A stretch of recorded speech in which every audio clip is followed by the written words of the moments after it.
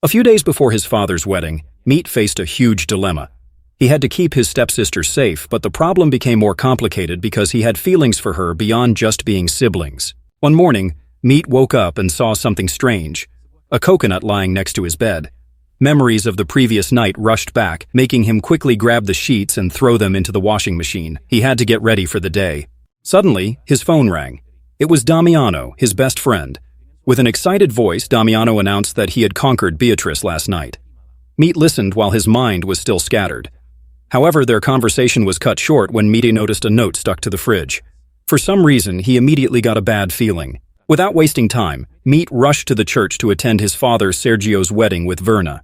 He was almost late. As he entered the church, his eyes met Belinda's, Verna's daughter, and his stepsister. Their gaze was full of meaning, as if they were the only ones who understood the situation. After the ceremony, Meet gave a bonsai tree as a gift to his new stepmother, then joined the family photo session. But as they were about to leave the church, a ball suddenly fell from above. Instinctively, Meet caught it and looked up, but he didn't see anyone looking for the ball. Without thinking much, he kicked it back up.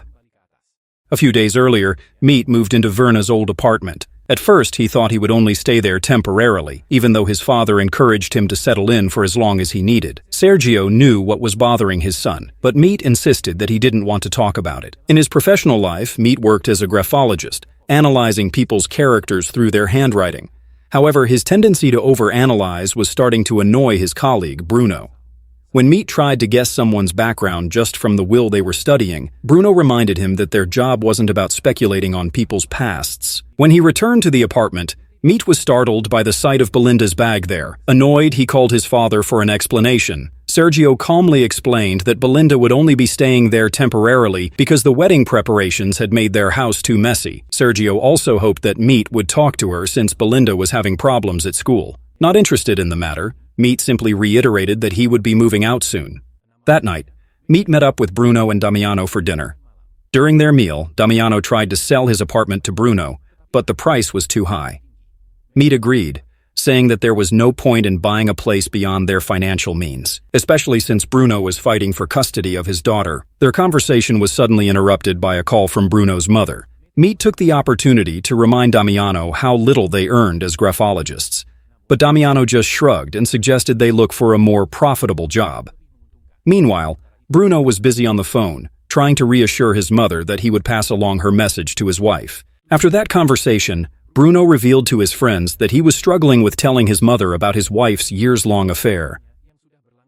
When Mite arrived at the apartment, he saw that Belinda was already asleep. However, he couldn't help but notice how beautiful she looked as she turned over in bed. In the morning, Meet left immediately upon hearing Belinda start to wake up.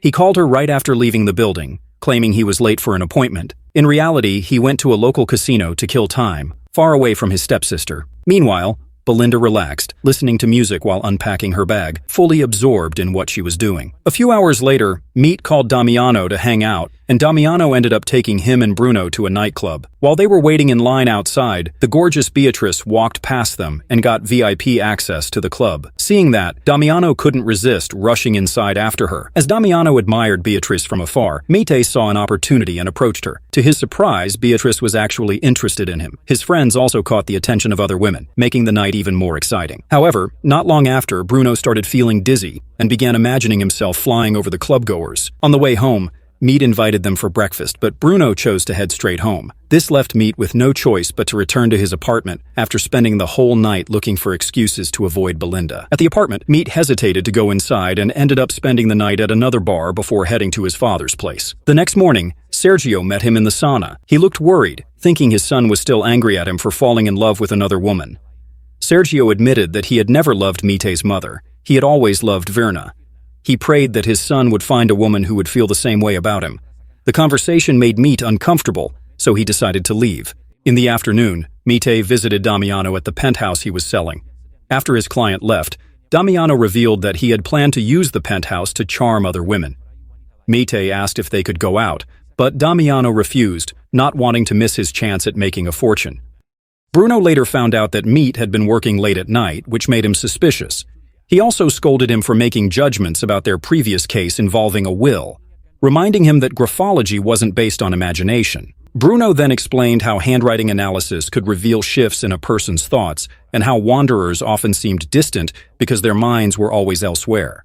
After that, Meat invited Bruno to hang out, but Bruno told him that his daughter would be staying with him that night.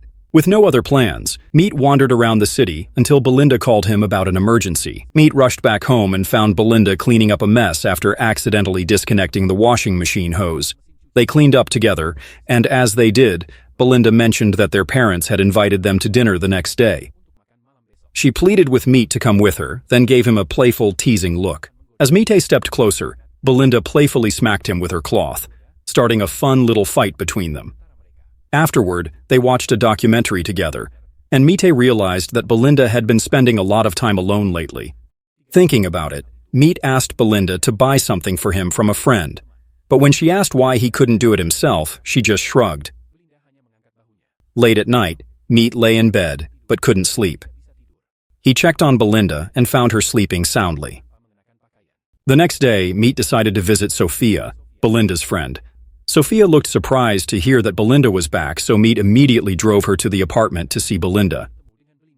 Once they arrived at the apartment, Belinda started using the money Sophia had saved, even though Sophia reminded her that she still owed her. Without hesitation, Belinda asked Meat for another loan, but he refused. Just then, the doorbell rang, and Meat quickly stepped out to meet Damiano, who was waiting on the stairs. Damiano wanted to have lunch at Meat's apartment, but Meat preferred to go to a cafe since his sister and her friends were there. However, that only made Damiano more eager to meet the women. So, they ended up having lunch together, while Meat could only watch in disgust. Not long after, Bruno called Meat to set up a meeting, so he left Damiano with the women. That night, Meat went to their family dinner, but Belinda and Sergio hadn't arrived yet. Verna tried to start a conversation with Meat and asked his opinion about their marriage. However, Meat felt like he wasn't the right person to answer, as he was still not used to having his father in his life. When Verna tried to comfort him, Meat firmly reminded her that he wasn't the one Sergio had left behind. Verna tried to defend Sergio's choices and said that Meat's mother also had her faults. Meat warned her not to speak badly about his mom. However, Verna sincerely expressed her love for Sergio and hoped they could be a family. She wished Meat would attend the wedding. After dinner, Meat returned to his apartment and found the place a mess. It seemed like Belinda had spent the whole day with her friends. Hearing Belinda's voice in the bathroom, Meat asked why she didn't come to dinner. She replied that she had fallen asleep after spending time with Sophia and Damiano. Meat felt regretful since Belinda had asked him to come to dinner, but she ended up staying with her friend instead, especially since Sergio didn't show up either. After showering, Belinda showed him how to make new soap from leftover soap pieces. Then, they watched a TV show featuring Sergio as a guest. While Belinda was happy to see him, Meat wasn't very interested. Belinda started talking about an incident in a flooded classroom and how she was blamed for it. Meat asked if she was really at fault, and she admitted that maybe she was, at least a little. Not long after, she rested her head on Meat's lap, and, casually, she fell asleep. Belinda fell asleep on the couch while Meat went out to clear his mind, unable to ignore the feelings growing inside him. After walking for a while, he felt exhausted and ended up daydreaming near a fountain. In his thoughts, he imagined Belinda collecting soap from a hotel trolley. Fatigue made it hard for Meat to focus on work. Frustrated, he tried to distract himself by calling Beatrice, who immediately invited him on a date, an invitation that surprised even her. Later in the afternoon, Bruno told Meat that he would be spending the day with his daughter and couldn't work. With a few hours left before his date, Meat ended up joining Bruno at his daughter's birthday party. After the party, they dropped off Bruno's daughter and her friend. During the ride, Meat found himself enjoying the kids' company. Somehow their energy felt comforting. But then, Bruno suddenly reminded him that they had to take his daughter's friend home after spending time together.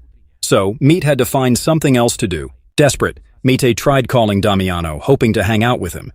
But to his surprise, Belinda was the one who answered. Casually, she urged him to join them, even though it was clear that Damiano had other intentions. Left with no real choice, Meat decided to head home. Once he got home, Damiano admitted that he had originally come over to visit Sophia, but since she wasn't there, he ended up hanging out with Meat's sister, Belinda. Belinda, seemingly testing the mood, invited her brother to join them.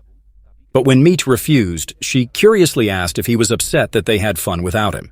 To push things further, Belinda moved closer to Damiano and told Meaty that she was flirting with his friend. Damiano quickly defended himself, saying it was all nonsense, but Belinda just laughed, jokingly pointing out that Damiano had tried to win her over by offering her a massage. After that, Belinda suggested ordering food. However, Meat mentioned that he and Damiano already had plans, though it sounded more like an excuse. Her friend went along with it, albeit a bit reluctantly. Outside, Damiano asked why Meaty had lied, and Meaty replied that Damiano just needed to get back to work. He also emphasized that Damiano shouldn't go to his apartment without him anymore. Damiano kept defending himself, saying he wasn't flirting with Belinda, and even suggesting that maybe they actually liked each other. This only made Meat more irritated, so he repeated once again that Damiano shouldn't go there without him. That night, Meat finally went on a date with Beatrice, though during their time together he barely paid attention to what she was saying about her interesting job.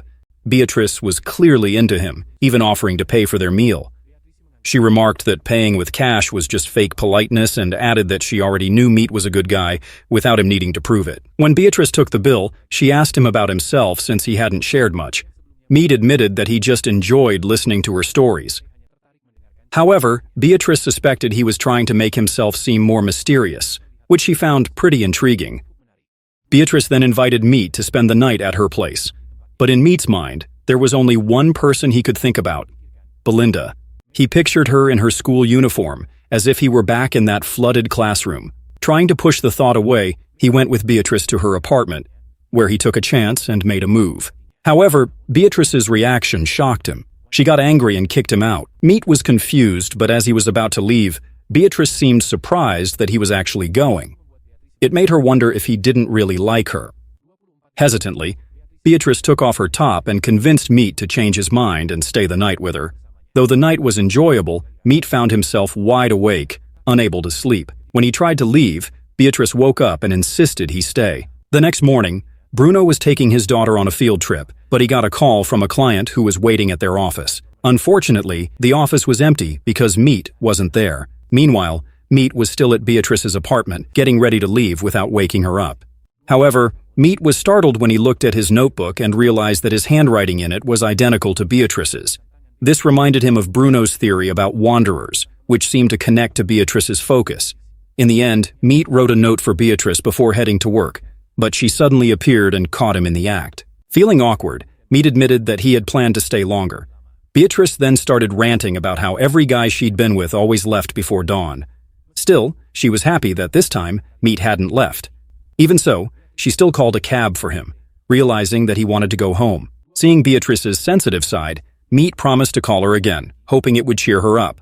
But Beatrice took it as nothing more than pity and demanded that he be honest about his feelings. Her sudden outburst made Meat uneasy, and he ultimately chose to leave. As he took the elevator up to the office, his mind couldn't shake the image of Sophia and Belinda together. His thoughts then drifted to Belinda, as if she were waiting for him. However, when Meat arrived at work, Bruno lashed out at him for being late and for leaving his daughter behind. Meat apologized and admitted he had forgotten, but Bruno wasn't having it. He reminded Meat that they had almost lost a lot of money from their client and that he should care more. Bruno accused Meat of not understanding the value of that money because his father was rich, while Bruno truly needed it for his daughter.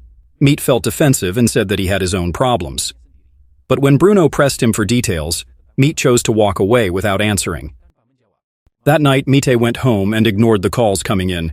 Curious, Belinda asked where he had been the night before.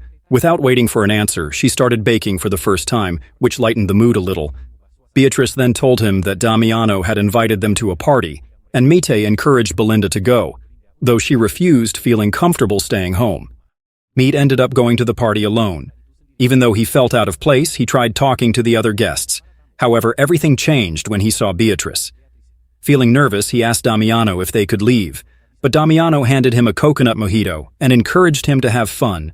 In the end, Meat walked away to avoid Beatrice. He wandered aimlessly through the streets, still holding the coconut mojito, his mind filled with thoughts of Belinda. But after a while, he made a decision. He rushed to Belinda's apartment, where she was already waiting for him, dressed up and ready. Meat approached her, and finally, they began the fun-filled night they had both been looking forward to.